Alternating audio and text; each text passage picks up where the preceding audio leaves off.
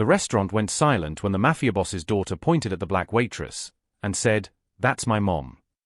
What she revealed next made even the Don tremble. Welcome back, my amazing family and friends. If you're ready to dive into this unforgettable story, hit that subscribe button and drop a comment telling me where you're watching from. Tomorrow, I'll bring you another incredible tale you absolutely can't miss. Let's get started, and don't forget to like and share to help our community grow. The conference room on the 42nd floor of the Romano Tower smelled like leather, expensive cologne, and barely concealed fear. Vincent Romano sat at the head of the mahogany table, his fingers steepled beneath his chin, grey eyes cold as winter steel as he listened to his underboss fumble through excuses. The shipment was delayed. Boss. The guys at the port, they. Stop. Vincent's voice was quiet, which made it more terrifying. I don't pay you to tell me about problems, Tony. I pay you to prevent them. Tony Moretti's face had gone pale beneath his tan. The other four men around the table sat motionless, barely breathing. Vincent let the silence stretch, watching Tony squirm, before he leaned back in his chair. Fix it. 24 hours. He stood, buttoning his Tom Ford suit jacket with practiced precision. We're done here. The men scattered like roaches when lights flip on.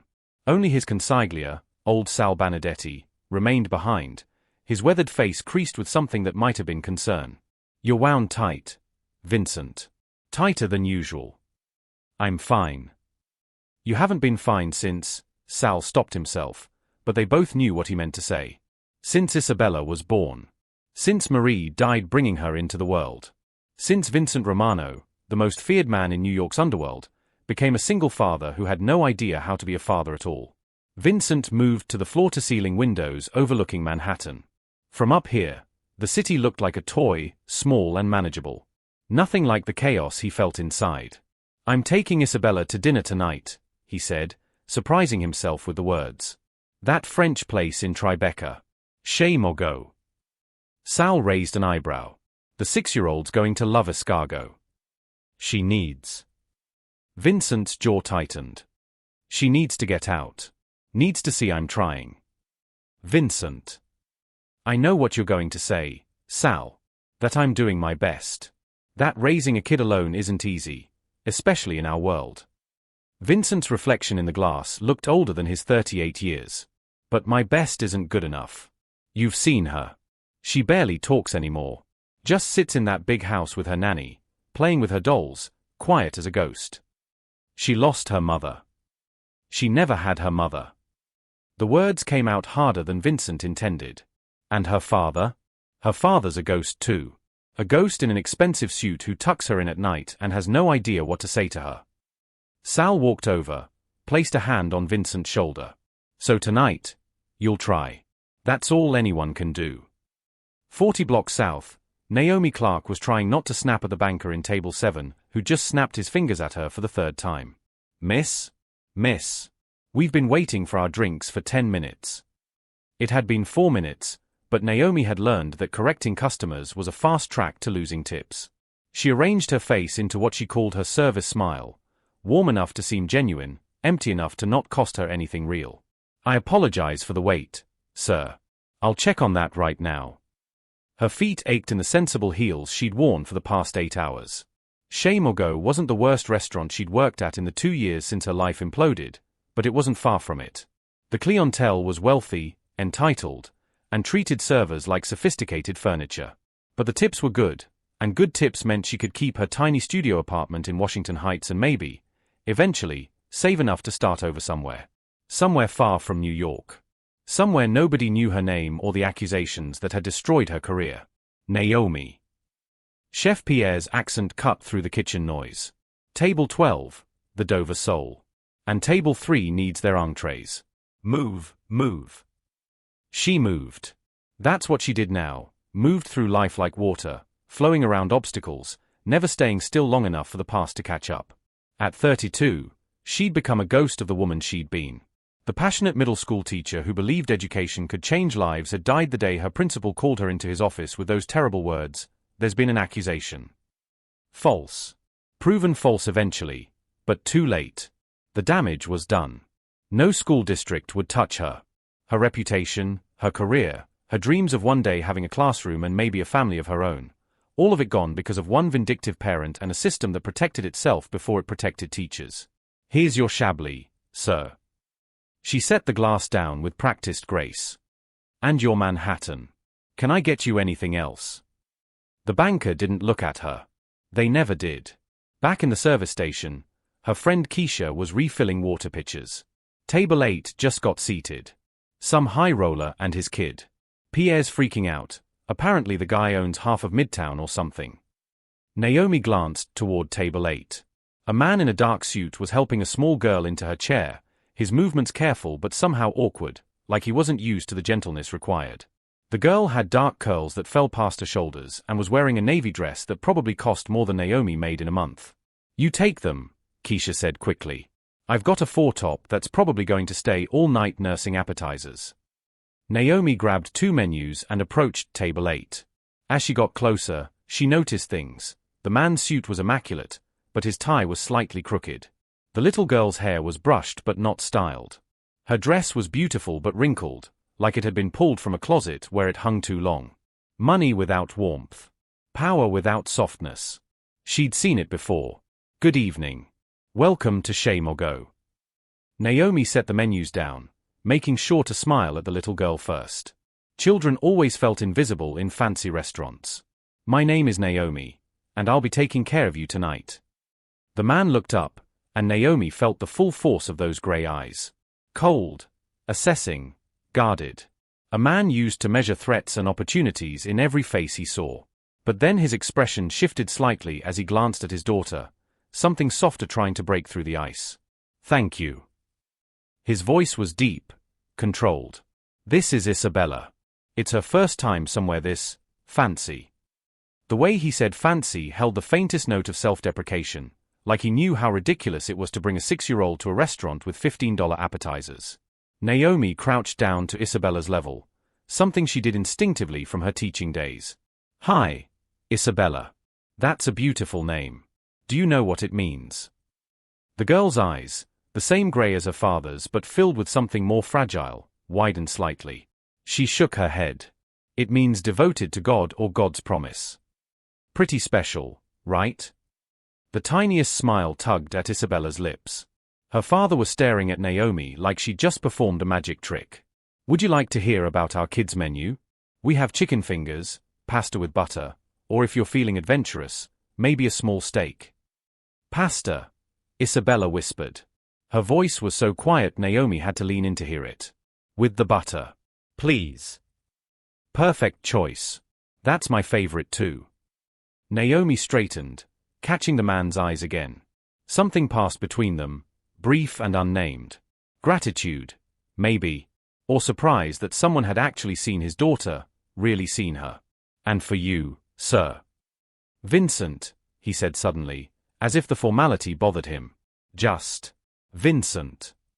Just Vincent, Naomi thought as she walked back toward the kitchen with their order.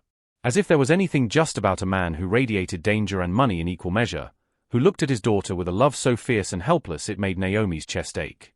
As if there was anything simple about the way Isabella's small voice saying thank you had cracked something open inside Naomi that she'd thought was sealed shut forever. She didn't know yet that her life was about to change. Neither of them did. Vincent watched Naomi walk away and felt something unfamiliar stir in his chest. It took him a moment to identify it. Relief. For the first time in months, someone had gotten through to Isabella. Not the expensive child psychologist. Not Mrs. Chen, the nanny who'd been with them for 3 years. Not even Sal, who Isabella adored. A waitress. A stranger with kind eyes who'd taken 30 seconds to crouch down and make his daughter feel like she mattered. "Daddy." Isabella's small voice pulled him back. She was tracing patterns on the white tablecloth with her finger. That lady was nice. Yes, she was. Vincent unfolded his napkin, unsure what else to say. Conversations with Isabella always felt like walking through a minefield where he couldn't see the explosives. One wrong word and she'd retreat back into her shell, and he'd lose her again for days. She smelled like vanilla. And her smile was real. Vincent paused, struck by the observation. His 6-year-old daughter had already learned to distinguish real smiles from fake ones. What kind of world had he brought her into? Do you know what you want to talk about tonight, princess? He tried to gentle his voice, but even to his own ears it sounded forced. Isabella shrugged, still not meeting his eyes. School was okay. We learned about butterflies. Butterflies. That's good. God, he was terrible at this.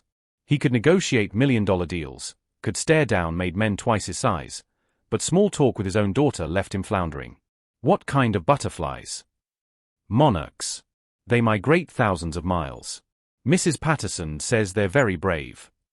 Before Vincent could respond, Naomi returned with a basket of bread and a small plate of butter shaped like roses.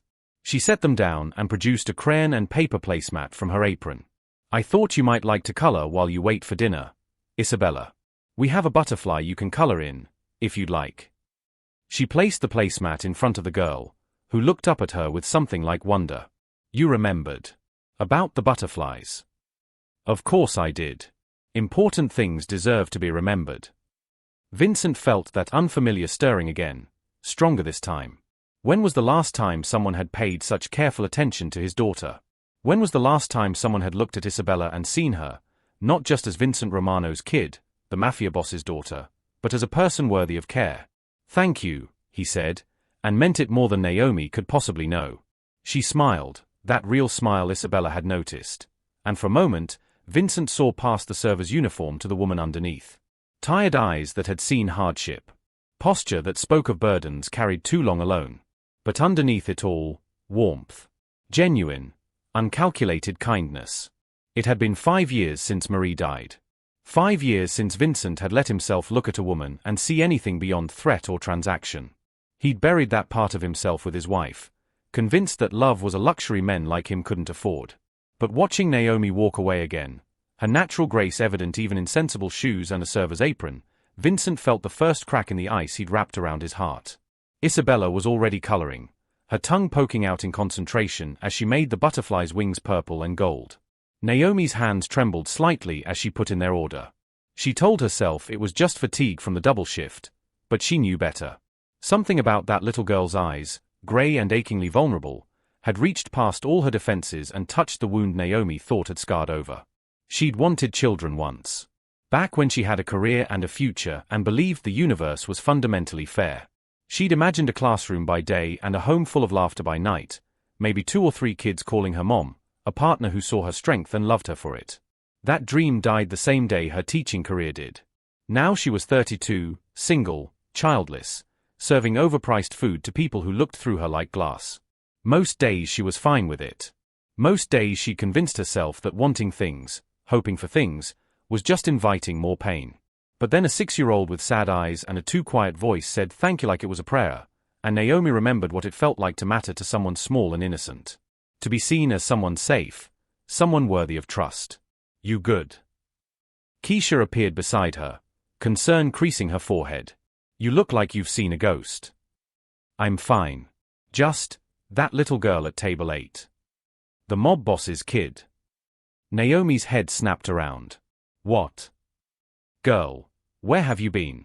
That's Vincent Romano. You know, the Vincent Romano. Runs half the organized crime in the city, though nobody can prove it. Owns legitimate businesses too, restaurants, real estate, construction. Word is he's basically untouchable. Ice water flooded Naomi's veins. Of course, the first person to genuinely affect her in 2 years would be a criminal. A powerful, dangerous man whose world was violence and corruption. She should have known better. Should have recognized the signs, the expensive suit, the careful awareness of everyone around him, the bodyguard she'd spotted lingering near the entrance. Men like that didn't end up at restaurants like this by accident. They owned them. Controlled them. You, okay? Keisha was staring at her. You went pale. I'm fine, Naomi lied. Just surprised. Yeah, well, be careful. Men like that? They're poison wrapped in Armani. Don't let those pretty grey eyes fool you. But Naomi wasn't thinking about Vincent's eyes. She was thinking about Isabella's. About the loneliness she recognized because she'd seen it in her own mirror.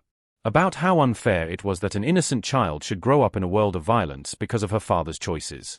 She delivered salads, refilled water glasses, smiled at customers who didn't smile back, and tried not to think about table 8. "The pasta is perfect," Isabella announced, twirling noodles on her fork with the intense focus children bring to important tasks. "Just the right amount of butter." Vincent watched his daughter actually eat with appetite instead of picking at her food, and felt something loosen in his chest. When Naomi had brought their entrees, his steak, Isabella's pasta, she'd somehow known to cut the pasta into smaller pieces without being asked. Had added a small side of Parmesan cheese just in case Isabella wanted to be fancy. His daughter had giggled. Actually giggled, a sound Vincent hadn't heard in so long he'd almost forgotten what it sounded like. "I'm glad you like it, princess." "Daddy." Isabella set down her fork, her expression turning serious in that way children had when they were about to say something they'd been thinking about for a long time. "Why don't I have a mommy?" Vincent's fork froze halfway to his mouth. They'd had versions of this conversation before, but never in public. Never with such direct simplicity. "You know why, Isabella. Your mother, she got very sick when you were born. She couldn't stay with us. But other kids have mommies. New mommies, sometimes.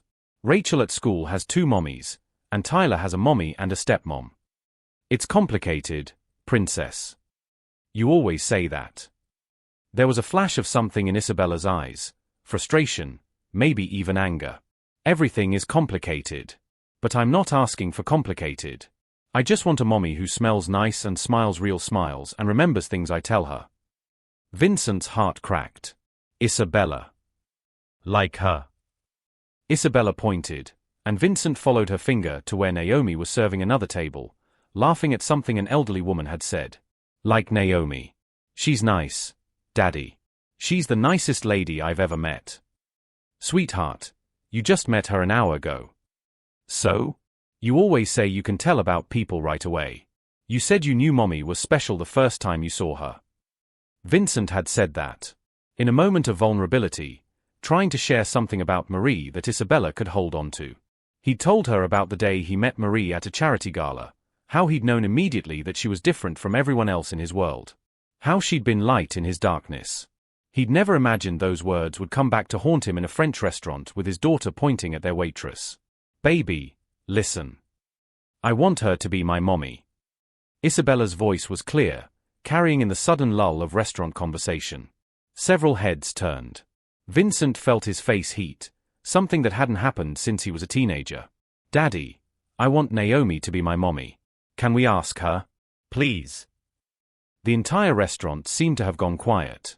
And then Naomi appeared at their table, her face a careful mask, though Vincent saw shock flickering in her dark eyes. "How is everything tasting?" Her voice was professional, controlled. But her hands clutched her order pad like a lifeline. Isabella looked up at her with such naked hope that Vincent wanted to bundle his daughter up and run, to protect her from the inevitable disappointment, to shield her from learning that life didn't work like fairy tales. "Naomi, will you be my mommy?" Isabella asked, her voice clear and guileless and absolutely shattering. "Please? You're so nice and you smell like vanilla and you remembered about my butterflies. I don't have a mommy and Daddy's always sad even though he pretends he's not, and I think you're sad too even though you smile. So maybe we could all be less sad together." The restaurant had gone completely silent now. Naomi stood frozen, her eyes wide and filling with tears she was clearly fighting not to let fall. Vincent was frozen too, caught between humiliation, heartbreak, and something else, something that felt dangerously like hope. "Isabella, sweetheart." Naomi's voice cracked.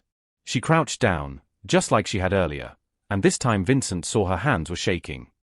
"That's the sweetest thing anyone has ever said to me. You're such a special girl, and any mommy would be so lucky to have you." "So yes." Isabella's face lit up. "You'll do it." "Baby, it's not that simple." "Why not?" Isabella looked between Naomi and Vincent, confusion and hurt warring on her small face. "If she wants to and I want to and Daddy wants to, why can't it be simple?" Vincent's eyes locked with Naomi's across his daughter's head. In that moment, something passed between them, recognition, maybe. Two people who'd learned that life was never simple, that wanting things didn't make them possible, that fairy tales were for children and they'd both grown up too fast and too hard. But underneath that, something else. A question neither of them knew how to ask. What if? Naomi straightened, blinking rapidly. Your daddy and I, we don't know each other, sweetheart. Being a mommy is a big responsibility. It's not something you just decide over dinner. But you could get to know each other, Isabella pressed. That's what people do, right? They meet and talk and then they decide if they like each other. You could do that. Couldn't you? Vincent found his voice. Isabella, you're putting Naomi in an impossible position. She has a job to do, and we're just customers. But she's not just a waitress and we're not just customers. Isabella's voice rose, tears starting to stream down her face.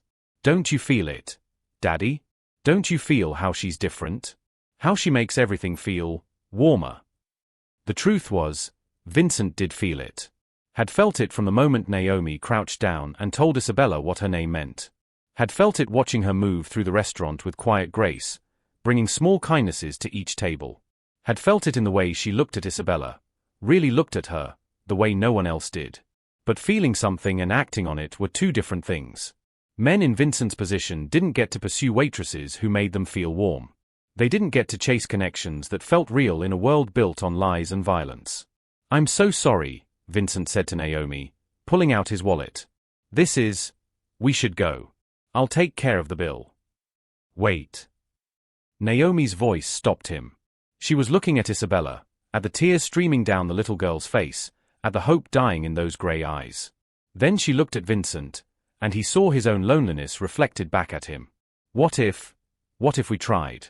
Not, she held up a hand as Vincent started to protest, not what Isabella's asking, exactly. But what if we just talked? Got coffee or something? No expectations, no pressure. Just a conversation between two adults who both seemed to care about this incredible little girl. Vincent stared at her. You don't know what you're offering. Maybe not. But I know what I'm seeing. A good man who loves his daughter and doesn't know how to help her. A little girl who's hurting and has more courage than most adults. And myself, apparently still capable of being moved by something real.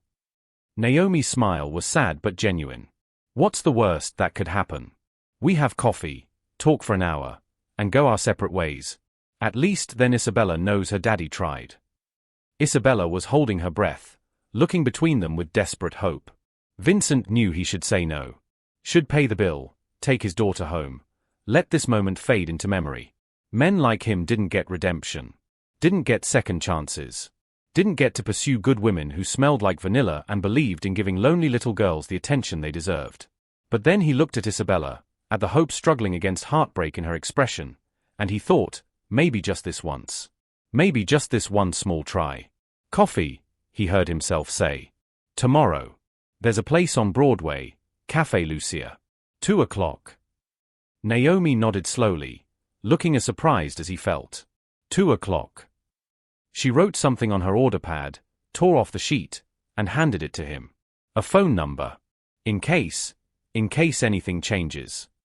Their fingers brushed as he took the paper, and Vincent felt electricity arc between them. From the way Naomi's eyes widened, she felt it too. Thank you, Isabella whispered, her face transformed by joy. Thank you, Naomi. You're welcome, sweet girl. Naomi touched Isabella's curls gently, reverently, like she was something precious. Finish your pasta now. Growing girls need their strength. As she walked away, Vincent watched her go and wondered what the hell he'd just agreed to. Coffee with a woman who'd cracked something open inside him with nothing but kindness. A conversation that could lead nowhere, that probably should lead nowhere. But Isabella was smiling. Really, truly smiling. And Vincent realized he'd agreed to almost anything to keep that expression on his daughter's face. Even if it meant risking the walls he'd spent 5 years building. Even if it meant letting someone in who might see the darkness underneath his expensive suits and polished exterior. Even if it meant hoping, just a little, for something he'd convinced himself he didn't deserve. In the kitchen, Naomi leaned against the wall and tried to control her breathing. What had she just done? Agreed to coffee with a man Keisha had called poison wrapped in Armani. A mafia boss.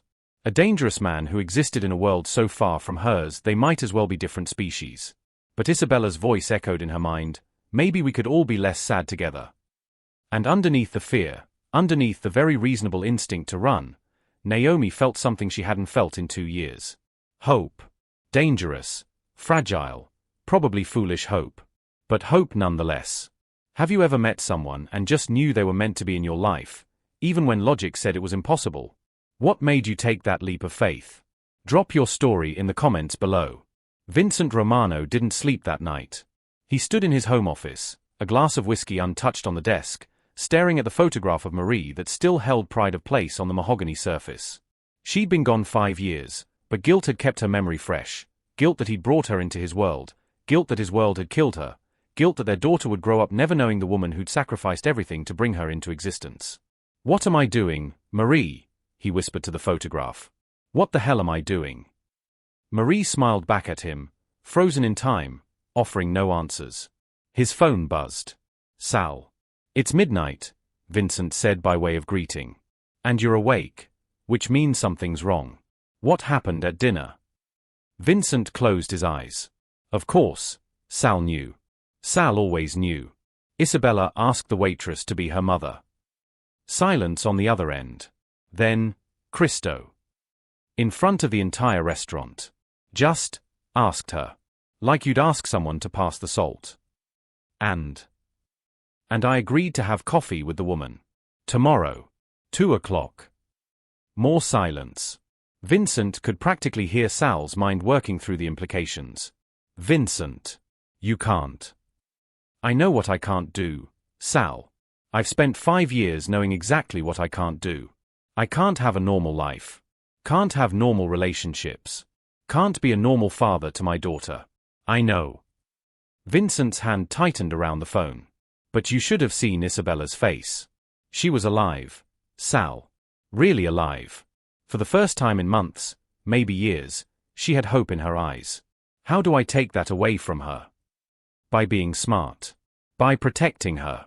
Vincent, you don't know this woman. For all you know, she could be. I want you to run a background check. Full workup. Everything. Sal sighed. Already on it. I'll have it by morning. Of course he was. That's why Sal had been Vincent's consigliere for 15 years. The man anticipated needs before Vincent articulated them. Sal? One more thing. I want protection on her. Discreet. If anyone in my world finds out I'm interested in a civilian, she becomes a target. You're that serious about a woman you met 3 hours ago? Vincent thought about Naomi's eyes. The way she'd looked at Isabella with such genuine care. The electricity that had sparked between them when their fingers touched. The courage it had taken for her to offer that coffee meeting, knowing who he was, knowing the risks. I don't know what I am. But I know Isabella deserves a chance at happiness. And I know I haven't felt anything real in 5 years until tonight. That's what worries me, Sal said quietly. Feelings make men stupid. And stupid gets people killed.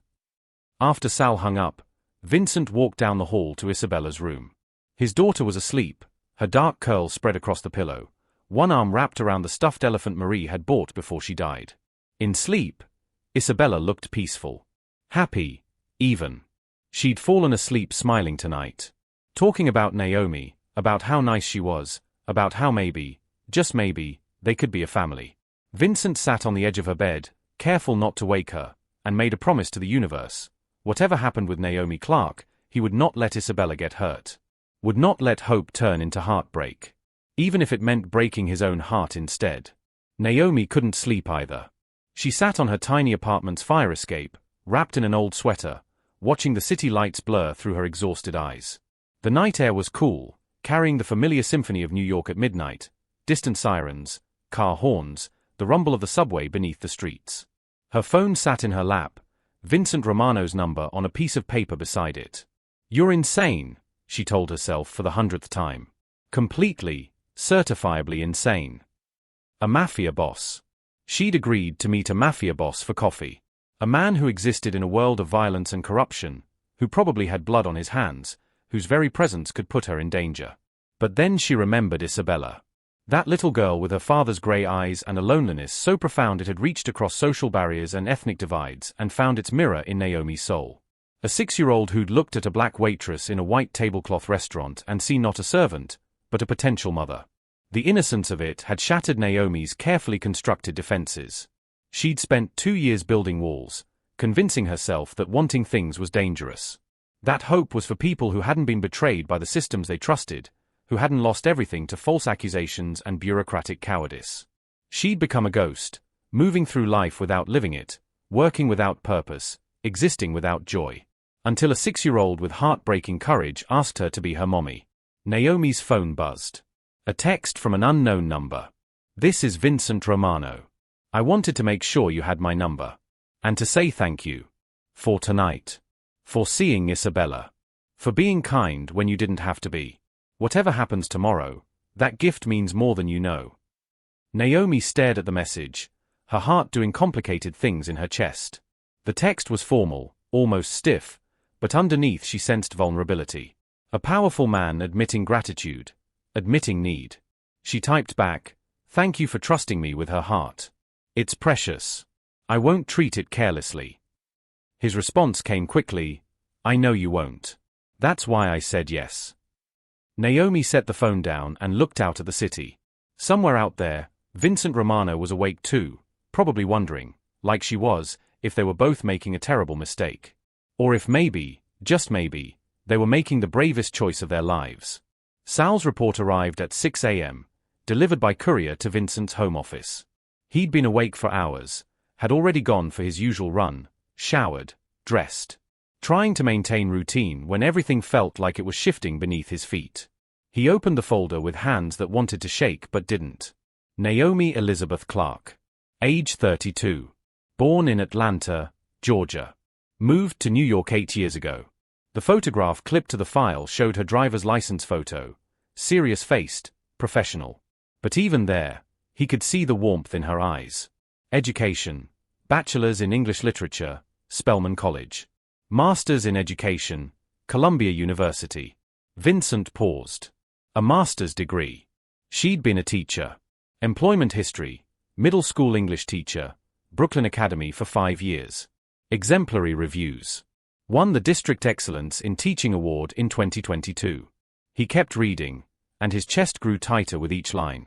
Incident report, March 2023. Accused of inappropriate conduct with a student. Investigation by the Department of Education and NYPD. Accuser, Jennifer Westbrook, parent of 8th grader Michael Westbrook. Investigation concluded July 2023, all charges found to be without merit.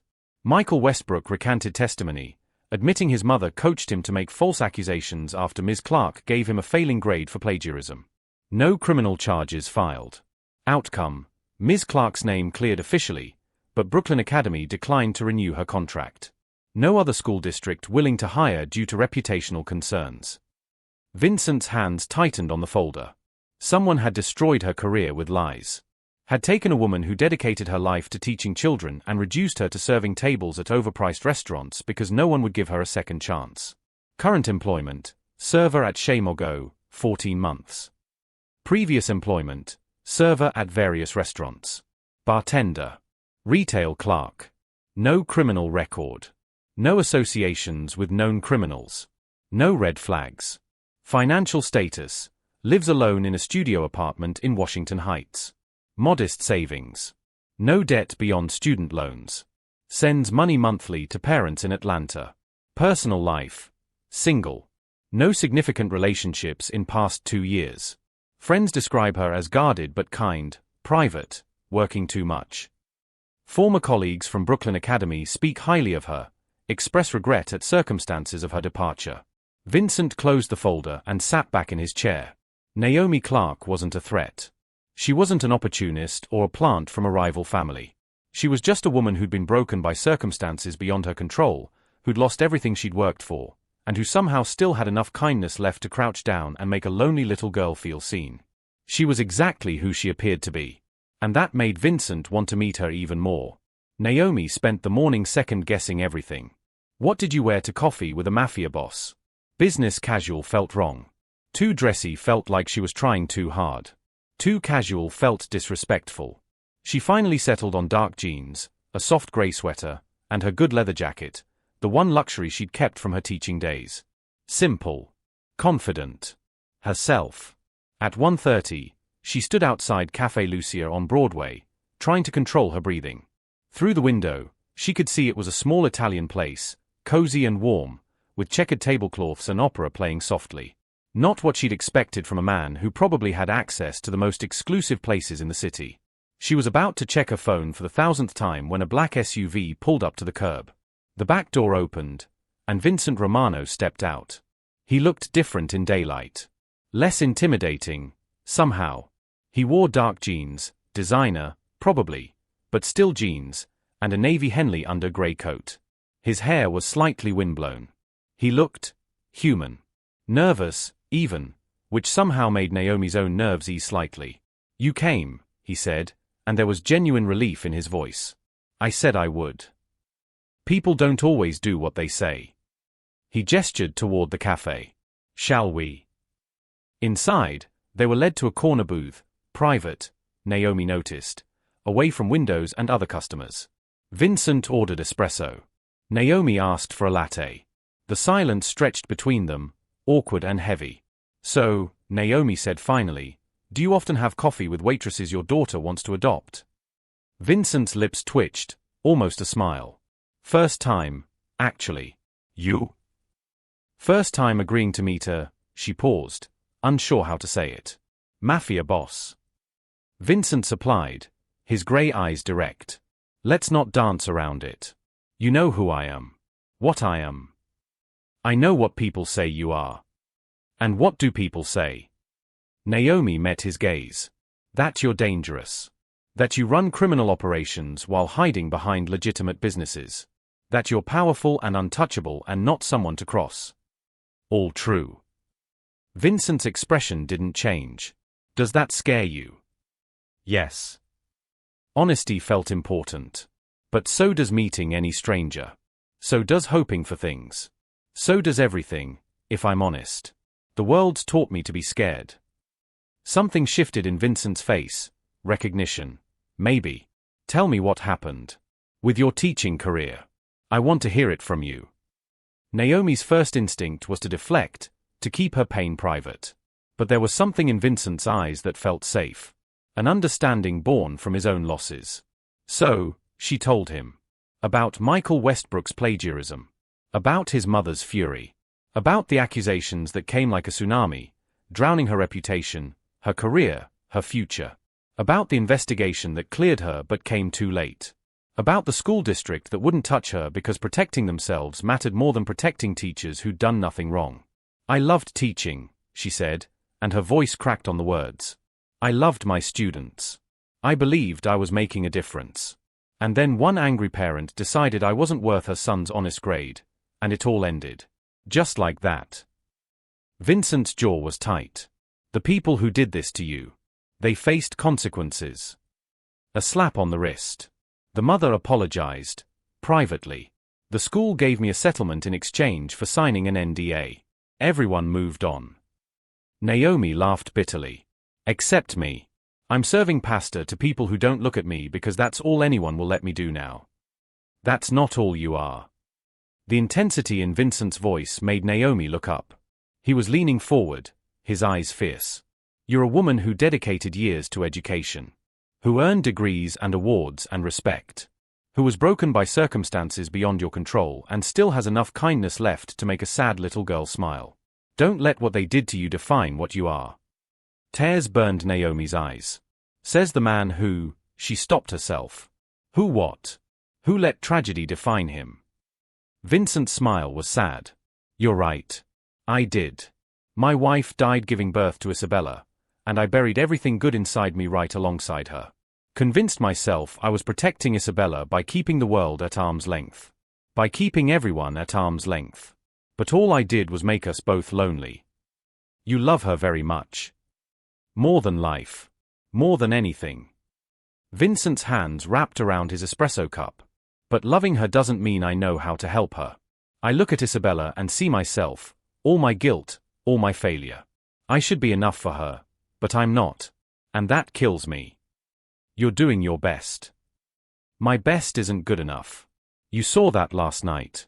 A stranger showed my daughter more genuine attention in 10 minutes than I've managed in months. What does that say about me as a father?" It says you're human. That you're grieving. That loving someone doesn't always mean knowing exactly how to help them.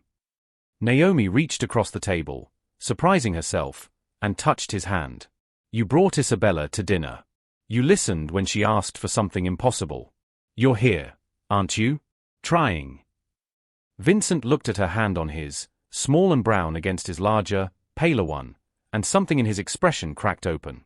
I don't know what I'm doing, he admitted.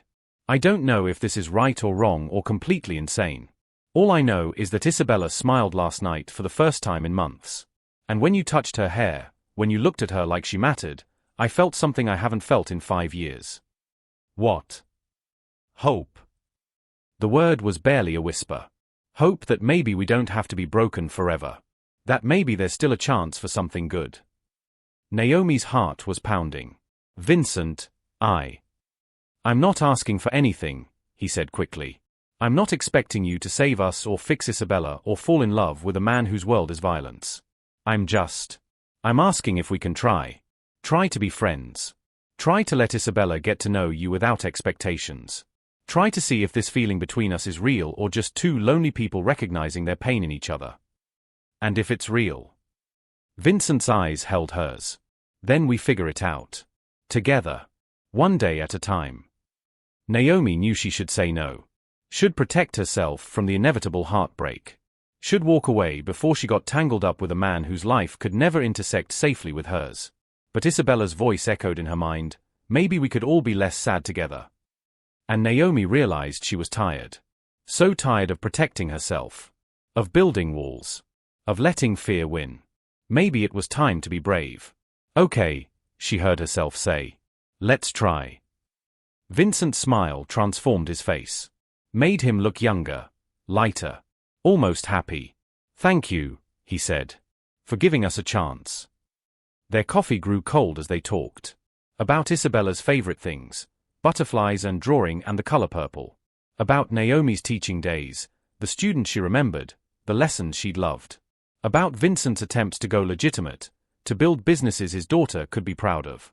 About the ways grief had shaped them both. And slowly, carefully, two broken people began to build something fragile between them. Something that felt dangerously like hope. Vincent walked Naomi to her subway stop 2 hours later. The afternoon sun was warm, the city alive with early autumn energy. Have you ever met someone and just known they were meant to be in your life, even when logic said it was impossible? Vincent asked suddenly, stopping at the top of the subway stairs. Even when every rational part of you said it couldn't work. Naomi thought about it. Once. My college roommate. We were complete opposites, different backgrounds, different beliefs, different everything. But somehow, we just fit. Been best friends for 12 years now. What made you take that leap of faith? I guess I realized that the best things in life don't always make sense. They just feel right. She smiled up at him. Why do you ask? Vincent looked at her, really looked at her, and Naomi felt that electric connection again. Because you feel right. To me, to Isabella. And I'm trying to figure out if I'm brave enough to trust that. Are you? I'm here, aren't I? Naomi laughed, surprised by the lightness in her chest. Yeah, you are. What made you take that leap of faith? Drop your story in the comments below. They exchanged numbers, real numbers this time, not scrawled on order pads. Made plans for Vincent to bring Isabella to Central Park that weekend, casual and low pressure. A chance for the three of them to spend time together without the weight of expectations. As Naomi descended into the subway, she looked back once. Vincent was still standing there, watching her go, and the expression on his face made her heart skip. She was in so much trouble. The best kind of trouble. But danger was closer than either of them knew. Across the street, a man in a grey jacket lowered his camera. He'd gotten clear shots of Vincent and the waitress. Of them holding hands across the table. Of the way Vincent looked at her. He pulled out his phone and made a call. Yeah, it's me. You're not going to believe this, but Romano's got himself a woman. Some nobody waitress. Yeah, I'll send you the photos. No, she doesn't look like anybody important, but the way he was looking at her, this could be useful. The man hung up and smiled. In Vincent Romano's world, Weakness was opportunity. And love. Love was the biggest weakness of all. That evening, Vincent sat with Isabella as she drew pictures of butterflies at the kitchen table. She was chattering about her day, more animated than he'd seen her in months. And Mrs. Patterson said my butterfly was the best in the class, Daddy. The best. She put it on the special wall. That's wonderful, Princess. Will Naomi like it? When we see her on Saturday, will she think it's good? Vincent's chest tightened. Isabella had talked about nothing but Naomi all day, according to Mrs. Chen. Had asked a dozen times if Saturday was real, if Naomi was really going to come, if maybe, just maybe, she might want to stay. I think Naomi will love it. She'll love anything you make. Because she's nice. And kind. And she smells like vanilla. Isabella looked up, her grey eyes serious. Daddy? Do you think Mommy would like her? The Mommy I never met. Vincent's breath caught. What makes you ask that? Because you looked happy today. After you had coffee with Naomi. You looked like the pictures of you with Mommy, before I was born. Like you remembered how to smile. Out of the mouths of children came truths adults spent years avoiding. I think, Vincent said carefully, that your mother would want us to be happy. Would want us to find joy wherever we could. And yes, Princess. I think she would like Naomi very much. Isabella beamed and went back to her drawing. Vincent watched her and thought about Naomi's words. Loving someone doesn't always mean knowing exactly how to help them. Maybe he didn't have all the answers. Maybe he was stumbling through fatherhood making mistake after mistake. But he was trying. And for the first time in 5 years, he had someone who might help him do better. Someone who saw his daughter as more than just the mafia boss's kid. Someone who saw him as more than just the violence and power. Someone who made them both feel less broken. His phone buzzed. Sal. We have a problem. Vincent's blood went cold. What kind of problem? The Calabrese family. They've been looking for leverage against you for months. And they just found it. Photos of you and the waitress. They know, Vincent. They know you care about her. Vincent closed his eyes. Of course. Happiness couldn't come without a price. How long do we have? Hard to say. But Vincent? If they think she matters to you, she's a target. You need to decide, walk away now, or bring her into your world and give her the protection she'll need. Vincent looked at Isabella, still drawing, still happy. Thought about Naomi's smile, the way she'd touched his hand, the hope building between them. He'd spent 5 years keeping people at a distance to protect them. Maybe it was time to try a different approach. Set up security on her. 24/7, but discreet. And Sal? Start reaching out to Calabrese. Make it clear that if anyone touches her, I'll burn their entire operation to the ground. Vincent. She matters, Sal. To me, to Isabella. Which means she's family now. And we protect family. He hung up before Sal could argue and looked at his daughter's drawing. A butterfly, purple and gold, flying toward the sun. Isabella had written beneath it in her careful child's handwriting, for Naomi. Love, Isabella.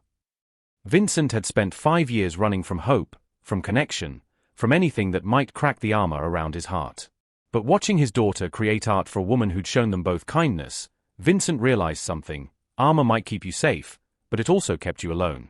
And he was done being alone. Whatever came next, danger, complications, the messy intersection of his world and Naomi's, they would face it together.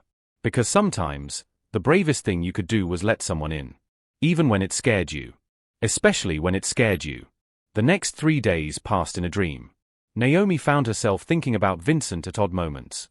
While serving lunch, while riding the subway home, while lying in bed at night. She'd catch herself smiling at nothing, remembering the way his eyes had softened when he talked about Isabella, the vulnerability in his voice when he'd admitted to feeling hope. She told herself to be careful. To guard her heart. But her heart wasn't listening. On Saturday morning, she woke early and spent too long choosing what to wear to the park. Casual but pretty. Comfortable but not sloppy. She finally settled on jeans, ankle boots, and a burgundy sweater that made her dark skin glow. Her phone buzzed. Vincent. Isabella hasn't stopped talking about today. She made you something. Fair warning, there's a lot of glitter involved. Naomi laughed and typed back, I love glitter. Tell her I can't wait to see it. We'll pick you up at 11. And Naomi? Thank you. For this. For trying. Thank you for letting me. She was putting in her earrings when her phone rang. An unknown number. Hello? Ms. Clark? This is Detective Morrison with the NYPD. I need to speak with you about Vincent Romano. Naomi's stomach dropped. What about him? I'm going to need you to come down to the precinct. There are some things you should know about the man you've been seeing. We're not. Naomi stopped.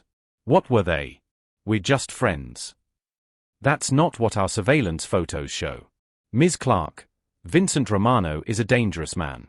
He's under investigation for racketeering, extortion, and potentially murder. And you've been seen with him multiple times this week. Naomi sat down hard on her bed. Murder. We can't go into details. But we're concerned for your safety. Mr. Romano has enemies, and anyone close to him becomes a target. We've seen it happen before. I'm asking you to come in, talk to us, and consider ending this relationship before you get hurt.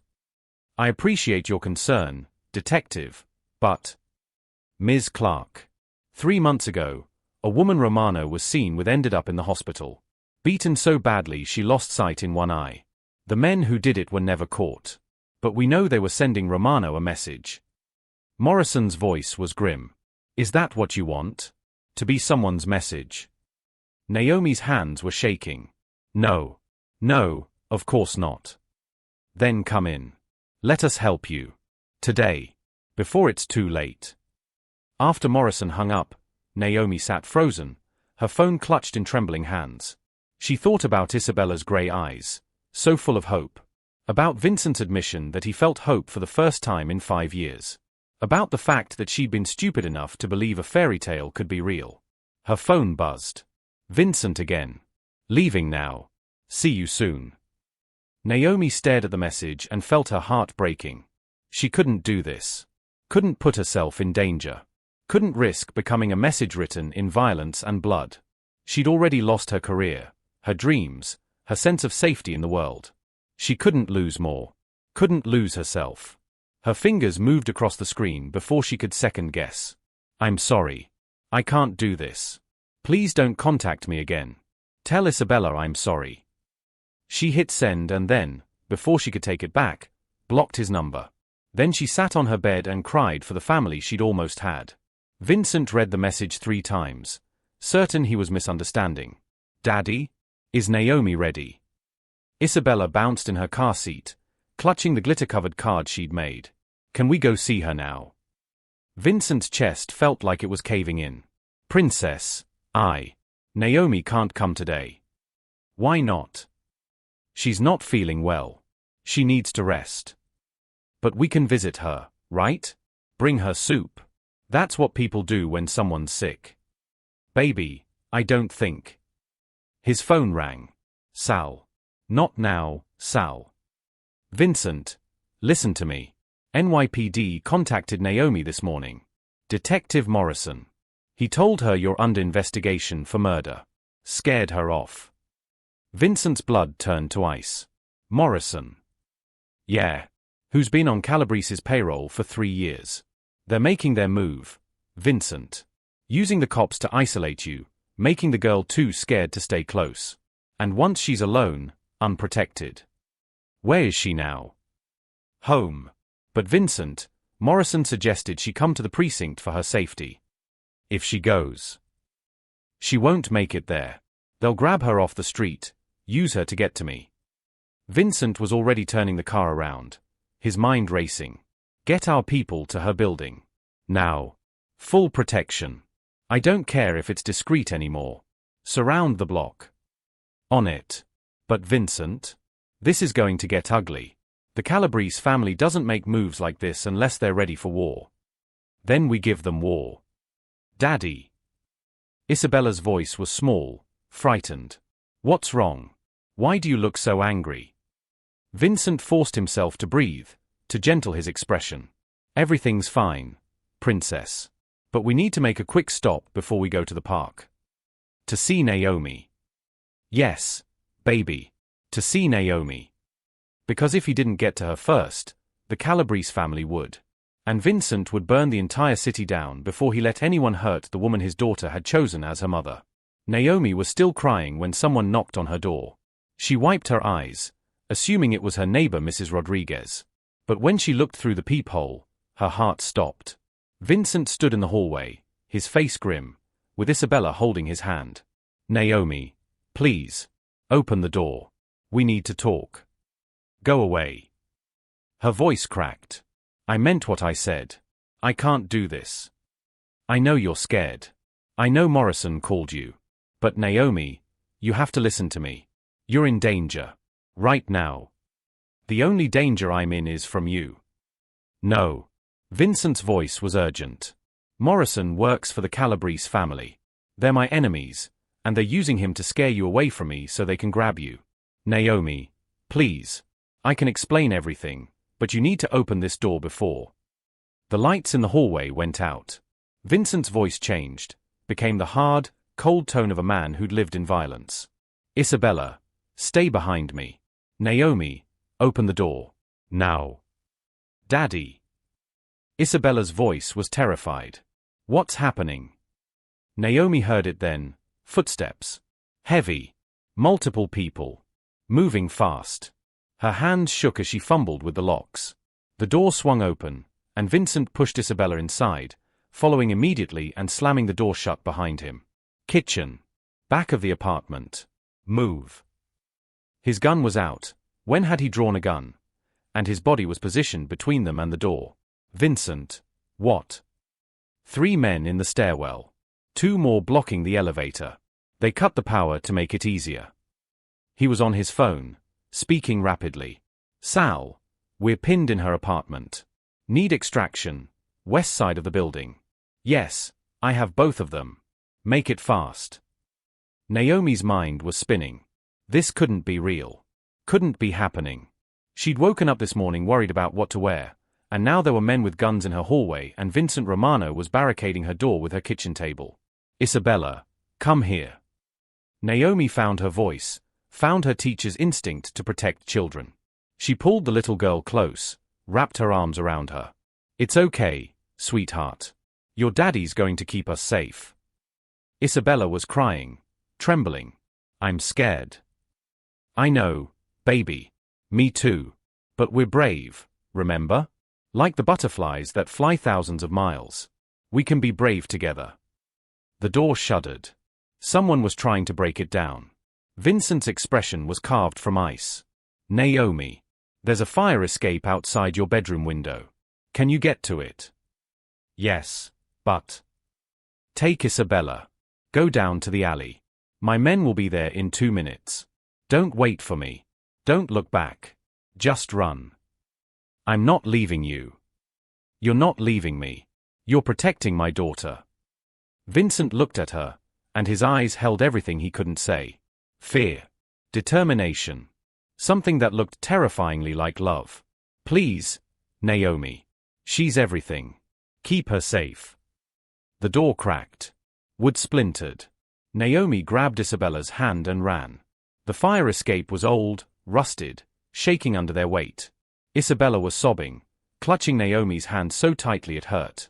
Behind them, Naomi heard shouts, crashes, a sound that might have been gunfire.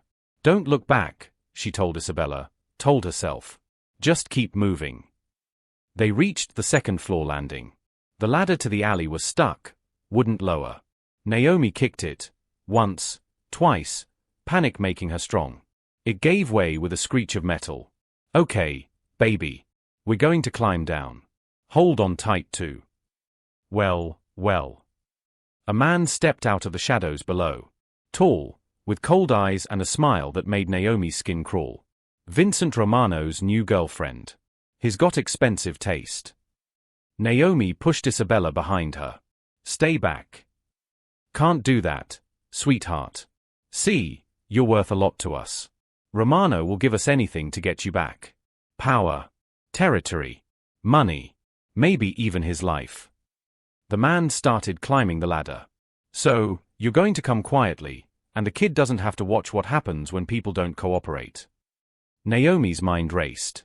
She couldn't fight him. Couldn't protect Isabella if he got close enough to grab them.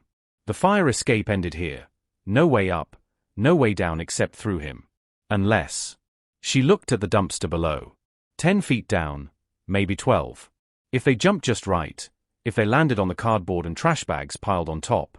Isabella. She crouched down, looked into those terrified gray eyes. Do you trust me? Yes. Then we're going to jump. Together. On 3. Okay. The man was halfway up the ladder. Don't even think about it. 1. Naomi gripped Isabella's hand. I will shoot you before you land. 2. Naomi pulled Isabella to the edge. You're going to get the kid killed. 3. They jumped. For a moment, they were flying, free and terrified and together. Then they hit the dumpster hard, crashed through garbage bags, landed in a heap of cardboard and rotting food. Naomi's ankle screamed in pain. Isabella was crying but moving, which meant nothing was broken. Run. Naomi grabbed the girl's hand and limped toward the mouth of the alley as fast as her injured ankle would allow. A black SUV screeched around the corner. Naomi pulled Isabella close, ready to fight, ready to die protecting this child if she had to. The door opened. Sal leaned out, his weathered face fierce. Get in. Now. They dove into the vehicle. It was already moving before the door closed. Vincent. Naomi gasped. Where's Vincent? Handling things.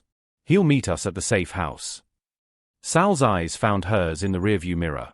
You jumped off a fire escape. There was a man. He was going to. I know what he was going to do. You kept the kid safe. That's all Vincent will care about. Isabella was still crying, pressed against Naomi's side. Naomi wrapped her arms around the girl and held on, her own tears finally falling. She'd been so stupid. Thinking she could walk away. Thinking a text message would keep them all safe. Vincent had tried to warn her. His world was dangerous. Love was dangerous. Hope was dangerous. But sitting in that SUV, holding Vincent's daughter while men with guns hunted them through New York, Naomi realized something. She'd rather face danger with them than safety alone. She'd rather fight for this family than surrender to fear. And if Vincent Romano was willing to stand between her and bullets, then maybe, just maybe, she could be brave enough to stand with him. The safe house was a penthouse in Midtown, all bulletproof glass and security systems. Sal got them inside, set them up in a bedroom while he made calls. Isabella wouldn't let go of Naomi's hand. Your daddy's okay, Naomi whispered, smoothing the girl's dark curls. He's strong and smart and he'll be here soon. I was so scared. Me too, baby. Me too. But you were brave. You jumped with me. You kept me safe. Naomi's heart cracked open. That's what mommies do, right? They keep their babies safe. Isabella looked up at her, tears on her cheeks, hope struggling through the fear. Are you? My mommy. Before Naomi could answer, the door burst open. Vincent stood there, disheveled, a cut above his eye, his clothes torn. But alive. Whole. Isabella. He crossed the room in 3 strides, pulled his daughter into his arms. Thank God. Thank God. Daddy, you're bleeding. I'm fine, princess. I'm fine. He kissed her head, her cheeks, holding her like he'd never let go.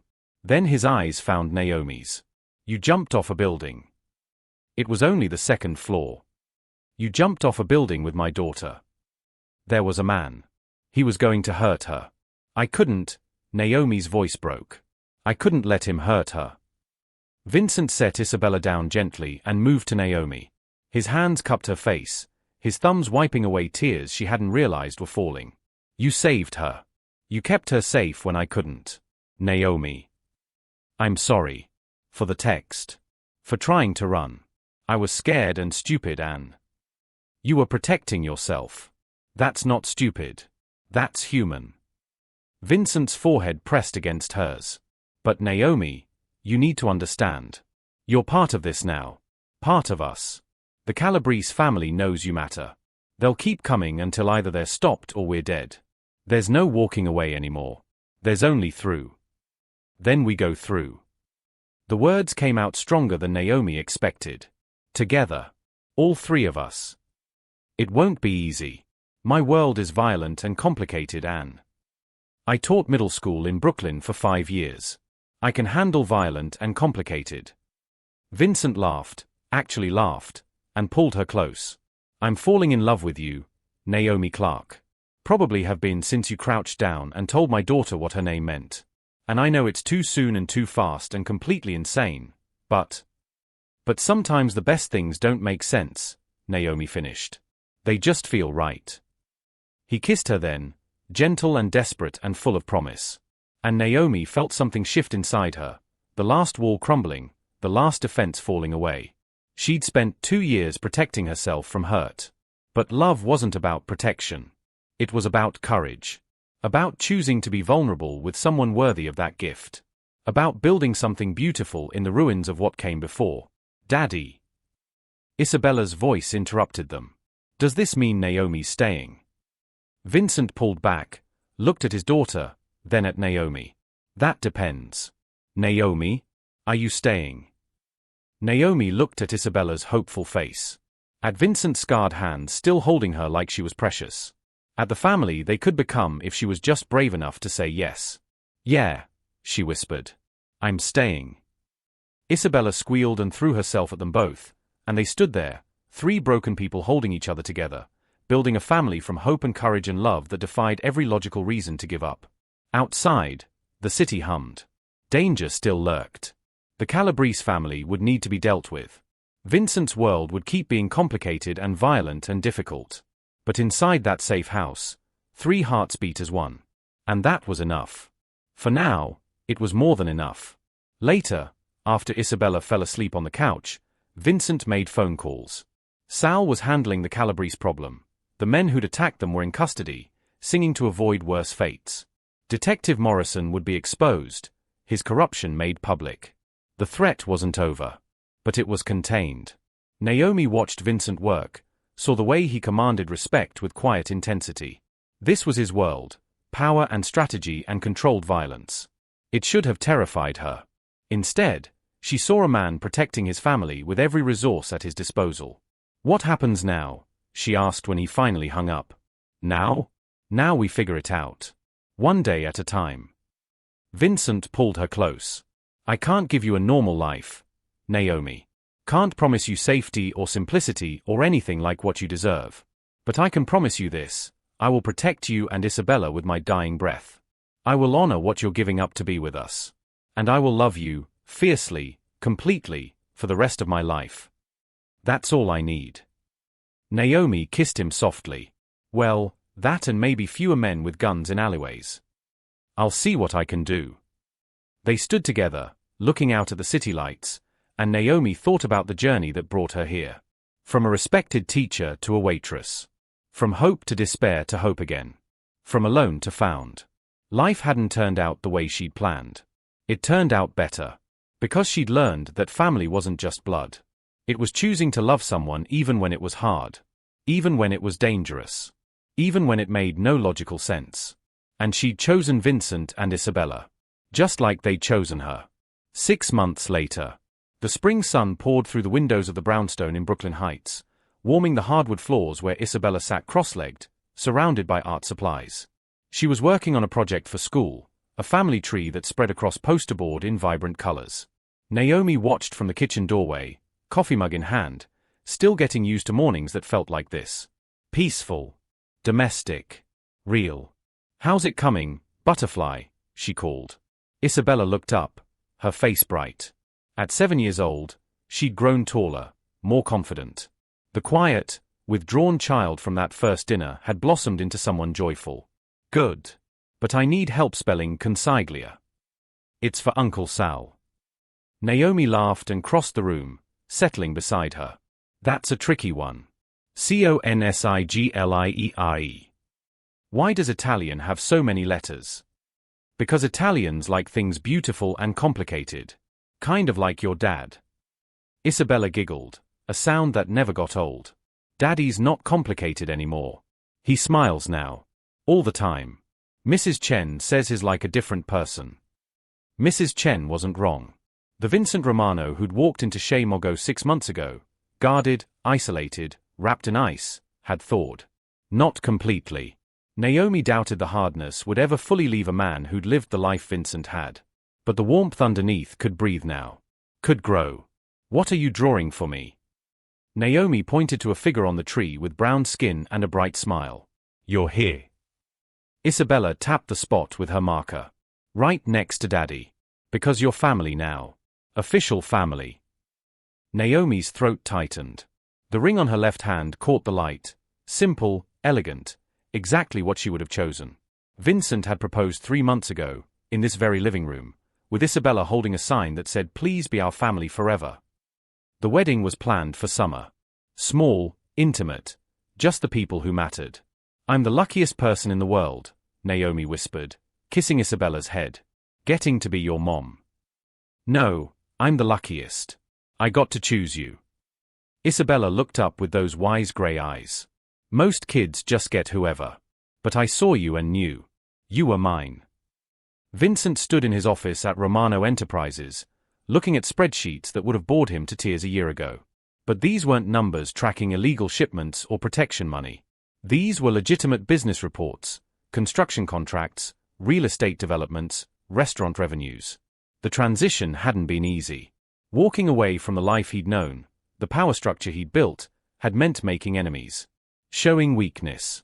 Some of his own people had left, joined rival families who saw Vincent's change as betrayal. But he'd had Sal beside him, steady as always. And more importantly, he'd had Naomi and Isabella waiting at home, giving him something to fight for that was bigger than empire, bigger than reputation, worth more than all the power in the world. Mr. Romano. His assistant, Jennifer, appeared in the doorway. Your 3 o'clock is here. The board meeting about the new community center. Right. The project Naomi had inspired, converting one of his properties in Brooklyn into an after-school program for kids in underserved neighborhoods. A place where children could get tutoring, art classes, safe space to grow. Where maybe a teacher who'd been blacklisted might find purpose again. Send them in. The meeting ran long, but Vincent didn't mind. This was the work that mattered now. Building things instead of destroying them. Creating opportunities instead of collecting debts. His phone buzzed with a text from Naomi. Dinner at 7? Chez Mogot.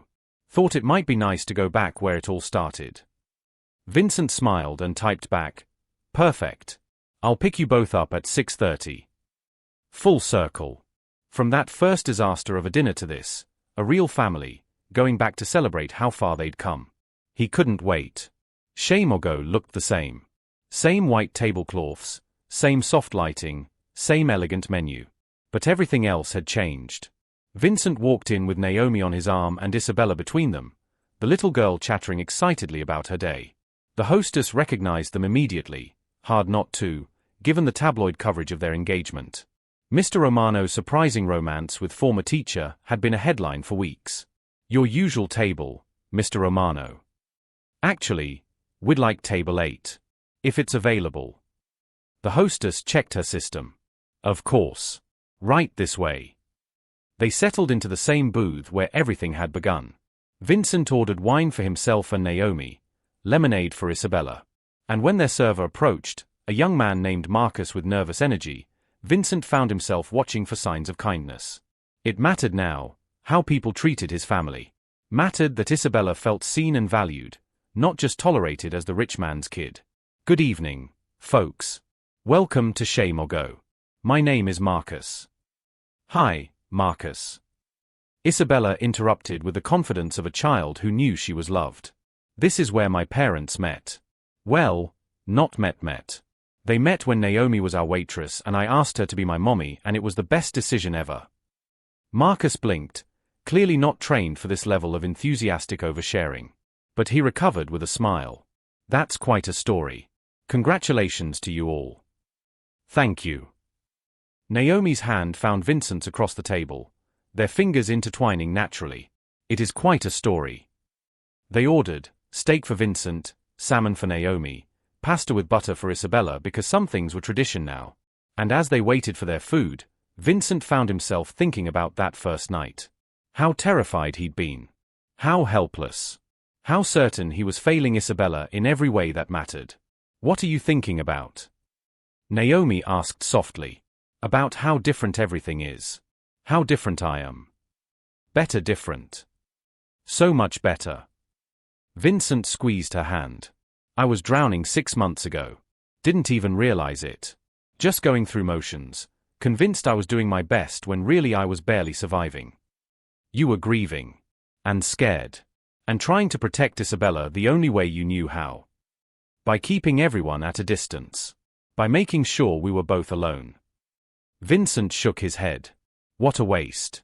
All those years I could have been living instead of just existing." "Daddy wasn't always happy," Isabella chimed in, her child's honesty cutting straight to truth. "But he is now. We all are." "We are," Naomi agreed. "Even when it's hard. Even when your father's meetings run late or I'm tired from teaching or you have homework meltdowns. I only had one meltdown. We're still happy. Because we're together." The food arrived, and they ate like a normal family. Talking about Isabella's upcoming dance recital, about the community center's grand opening next month, about the vacation they were planning to Atlanta so Naomi's parents could meet Vincent and Isabella properly. Normal conversations. Normal life. The kind Vincent had thought was impossible for men like him. "Can I tell you something?" Vincent said when Isabella excused herself to use the restroom. "Something I've never told anyone." Naomi leaned in, her dark eyes warm. "Anything." "That first night, when Isabella asked you to be her mother, I thought my heart would stop. Not from embarrassment, though that was there too, but from hope. Sudden, terrifying hope that maybe we didn't have to be broken forever. That maybe someone could love us despite everything wrong with our situation." "Vincent." "I fought it for days. Told myself it was insane. That you'd run the moment you knew the truth about my life. That even if you stayed, my world would destroy you. Destroy us." His thumb traced circles on her palm. "But you were braver than I was. You jumped off a building for my daughter. Stood with us when leaving would have been safer. Chose us when you had every reason to walk away. Because you were worth choosing. Both of you." Naomi's eyes shimmered with tears. "I'd lost everything, Vincent. My career, my dreams, my faith that good things could happen. I was just existing. Going through motions. And then a little girl with gray eyes looked at me like I mattered, and her father looked at me like I was someone worth protecting, and I remembered what it felt like to be alive. I love you." The word still felt new on Vincent's tongue.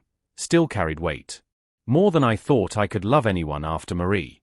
Different than I loved Marie, but just as real. Just as deep. I love you too. And Vincent? Marie would be proud of you. Of the man you've become. The father you are. The life you're building." Vincent's chest tightened. He'd carried guilt about Marie for so long. Guilt that his world had killed her, that he'd moved on, that Isabella would never know her. But Naomi was right. Marie would have wanted them to be happy. Would have wanted Isabella to have a mother who cherished her. Would have wanted Vincent to stop punishing himself and start living. "Thank you," he whispered. "For loving us. For saving us. We saved each other." Isabella bounced back to the table, clutching something in her hands. "Look. I found Keisha. She still works here. And she remembers us." Behind her, Keisha approached with a huge smile. "Girl, I heard you were coming in tonight. Had to come say hi to the family that started here." She looked at Naomi, at Vincent, at the ring on Naomi's finger. "Look at you. Living the fairy tale." "It's not a fairy tale," Naomi said. "It's better. It's real. Real is good. Real lasts." Keisha winked at Isabella. "You take care of your mama. You hear? She's special." "I know. I picked her." After Keisha left, they finished dinner with dessert, chocolate cake that Isabella insisted on sharing 3 ways. And as Vincent watched his daughter feed Naomi a bite, watched them laugh together over chocolate on their noses, he felt something settle in his chest. Peace. Actual, genuine peace. He'd spent 40 years fighting for power, fighting for survival, fighting against vulnerability. And in 6 months, Naomi and Isabella had taught him something revolutionary. Surrender could be victory. Opening your heart could be strength. Letting someone in could be the bravest thing you ever did. They walked home through Brooklyn as the sun set, painting the sky in shades of pink and gold. Isabella held both their hands, swinging between them, singing a song she'd learned at school. "Daddy," she said suddenly, "do you think the butterfly knew? That day in the restaurant." "Knew what, princess?" "That everything was going to change. That we'd become a family. Do you think it was magic?" Vincent looked at Naomi, at the woman who'd taken a chance on a broken man and his lonely daughter. At the woman who'd chosen courage over fear, hope over safety, love over logic. "I think," he said carefully, "that sometimes the universe gives us exactly what we need, exactly when we need it. Call it magic, call it fate, call it luck. But I think you were brave enough to see what I couldn't, that some people are meant to be in our lives. And Naomi was always meant to be in ours." She was, Isabella agreed with a 7-year-old certainty. "I knew it the second I saw her. She smelled like vanilla and her smile was real and she remembered my butterflies. That's when I knew she was ours." "Smart girl," Naomi said, her voice thick with emotion. They reached their brownstone as twilight deepened. Home. Their home. Filled with Isabella's artwork on the walls, Naomi's books on the shelves, Vincent's jazz records by the stereo. A blend of 3 lives becoming one. Inside, Isabella begged for a story before bed. They all squeezed onto her bed, too small for 3 people but they made it work, and Naomi read about brave princesses and unlikely heroes and happy endings earned through courage. When Isabella's breathing deepened into sleep, Vincent and Naomi extracted themselves carefully. They stood in the doorway, watching their daughter dream. "She's going to be okay," Naomi whispered. "More than okay. She's going to be extraordinary. Because of you. Because of us. All 3 of us, loving her enough to be brave." Vincent pulled Naomi close, breathing in her vanilla scent, feeling her warmth against him. 6 months ago, he'd been a man convinced happiness was impossible. Convinced he was destined to be alone, to fail Isabella, to exist in the cold shadows of his choices. Now he stood in a home full of light, with a woman he loved and a daughter who smiled like the sun.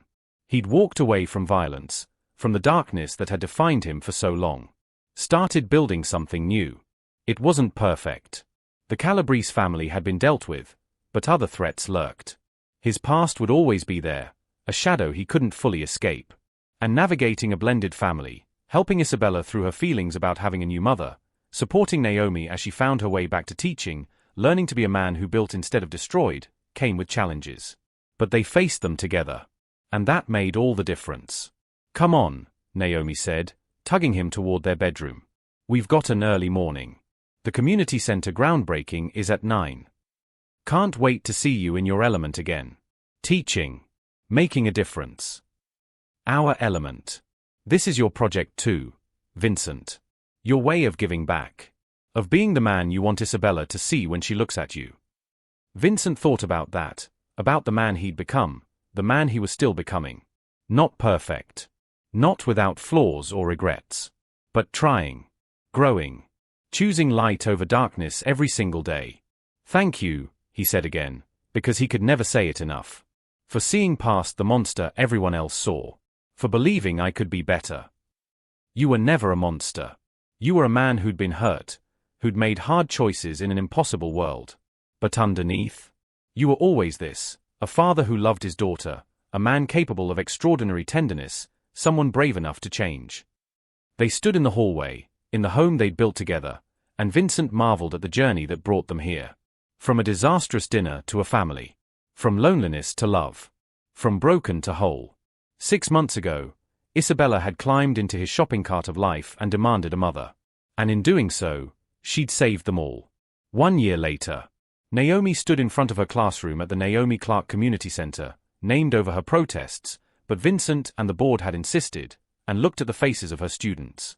20 kids from Brooklyn's toughest neighborhoods, here for after-school tutoring and enrichment. This was different from her old teaching job. More flexible, more holistic. She didn't just teach English, she mentored. Provided safe space. Gave these kids what she tried to give her students years ago, the belief that education could change their lives. "Ms. Clark." A girl named Amora raised her hand. "Can we write about family today? About what family means?" "That's a beautiful topic. Tell me what inspired it. Well, you and Mr. Romano. Everyone knows your story, how you met when Isabella asked you to be her mom. And I was thinking, family isn't always who you're born to, right? Sometimes it's who chooses you. Naomi's eyes burned. That's exactly right, Amora. Family is about love and choice and showing up for each other, day after day. Let's write about that. About the families we have, the families we found, the families we're building. As her students bent over their notebooks, Naomi thought about her own story. The teaching career she'd lost and found again. The family she'd gained. The life she'd built from ruins. Her phone buzzed with a text from Vincent. Dinner tonight? Shame or go. Isabella wants to celebrate our 1-year anniversary. Naomi smiled and typed back, wouldn't miss it for the world. Full circle. Again. Always coming back to where they began, but different each time. Stronger. More certain. More whole. That evening, they sat at table 8, their table now. The staff always held it for them on special occasions. Isabella, now 8, was explaining her latest school project with animated gestures. Vincent watched her with open adoration, no longer hiding his emotions behind walls. And Naomi sat between them, her hand in Vincent's, her heart full of a love she'd stopped believing was possible. To us, Vincent raised his wine glass. To taking chances. To being brave. To choosing love even when it's complicated. To butterfly moments, Isabella added, raising her lemonade. When everything changes because someone's brave enough to ask for what they need. To family, Naomi finished. The ones we're born to and the ones we choose. The ones that save us. Their glasses clinked together, and in that moment, everything was perfect. Not because life was easy or simple or without challenges, but because they were together. Because they'd chosen each other. Because love, real, messy, complicated love, was worth every risk. As they left the restaurant that night, walking through Brooklyn with Isabella between them, Naomi thought about the question Vincent had asked a year ago. Have you ever met someone and just known they were meant to be in your life, even when logic said it was impossible? Now she had her answer. Yes. 1,000 times yes. Sometimes the most impossible things turn out to be the most real. Sometimes the greatest love stories start with a child's innocent question. Sometimes you find your family in the last place you expected to look.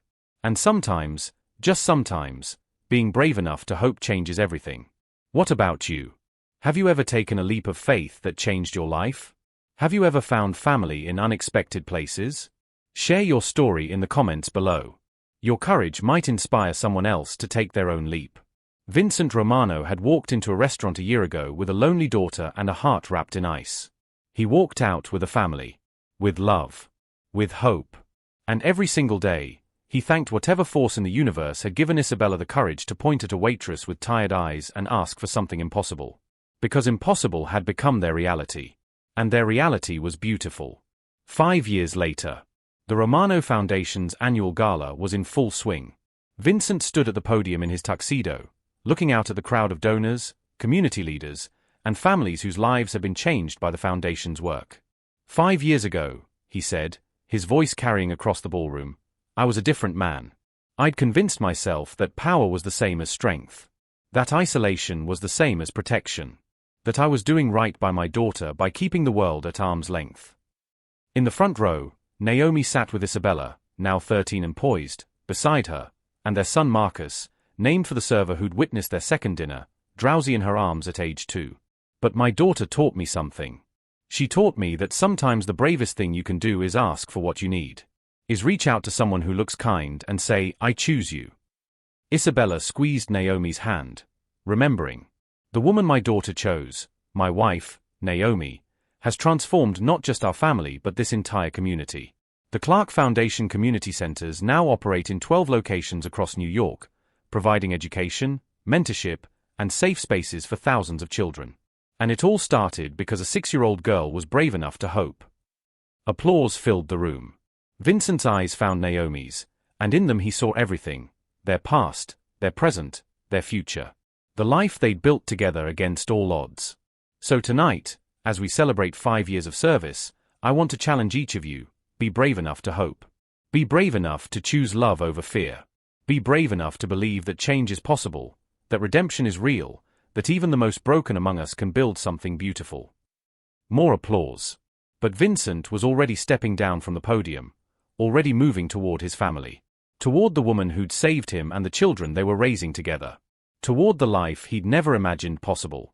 Naomi stood as he approached, Marcus on her hip, Isabella beside her. His family. His redemption. His hope. Good speech, Naomi said with a smile. I had good inspiration. Isabella rolled her eyes with teenage dramatics. You two are so sappy. And you love it, Vincent said, pulling her into a hug she pretended to resist but melted into. Yeah, Isabella admitted. I do. Because I picked good. I picked Mom when I was 6, and it was the smartest thing I ever did. Vincent looked at his daughter, strong, confident, loved, and then at his wife, brilliant, compassionate, his partner in everything, and felt gratitude so profound it took his breath away. Years ago, a lonely girl had climbed into his life and demanded a mother. And in answering that demand, Vincent had found himself. Found his family. Found his way home. Thank you for following this story of love, redemption, and family. If this story touched your heart, drop a comment below sharing your own story of unexpected love or chosen family. Your story matters, and it might be exactly what someone else needs to hear today.